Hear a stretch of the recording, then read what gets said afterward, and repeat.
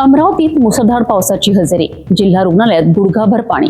पालकमंत्र्यांना शहराची खरी परिस्थिती माहिती आहे का? अमरावती शहरात बुधवारी झालेल्या मुसळधार पावसाने प्रशासनाच्या दाव्यांची आणि विकासाच्या गाजावाजाची पोलखोल केली आहे।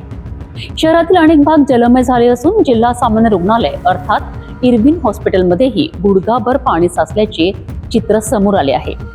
विशेष म्हणजे ज्या रुग्णालयात हजारो रुग्ण उपचार घेतात आणि भविष्यातील डॉक्टर प्रशिक्षण घेतात, त्याच रुग्णालयात पाणी शिरल्याने संताप व्यक्त होत आहे। अमरावतीत झालेल्या पहिल्या जोरदार पावसाने शहरातील पाणी निचरा व्यवस्थेचे वास्तव समोर आणलेत। अनेक रस्ते, चौक आणि सखल भागांमध्ये पाणी साचलेत। मात्र सर्वात चिंताजनक परिस्थिती जिल्हा सामान्य रुग्णालयात पाहायला मिळाली। रुग्णालय परिसरात गुडघाभर पाणी साचल्याने रुग्ण, नातेवाईक आणि कर्मचाऱ्यांची मोठी गैरसोय झाली। साचलेले पाणी बाहेर काढण्याकरिता कर्मचाऱ्यांना चक्क वायपरने पाणी ढकलावे लागल्याचे दृश्य पाहायला मिळालेत।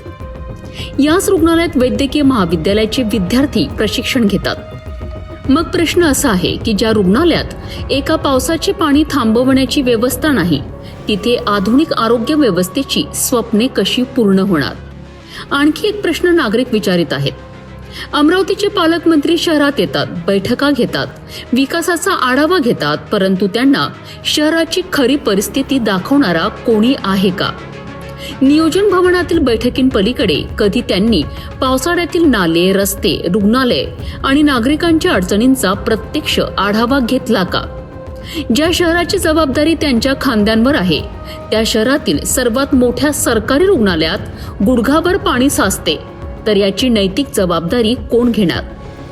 अमरावती महानगरपालिकेतही सत्ताधारी पक्षाची सत्ता आहे, तरी सुद्धा शहरातील पाणी निचऱ्याची व्यवस्था कोलमडते, रस्ते जलमय होतात आणि नागरिक त्रस्त होतात।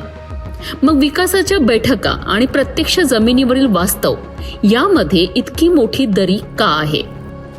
नागरिकांचा सवाल सरळ आहे, पालकमंत्र्यांना अमरावतीतील समस्या दिसत नाहीत की त्यांना दाखवल्या जात नाहीत?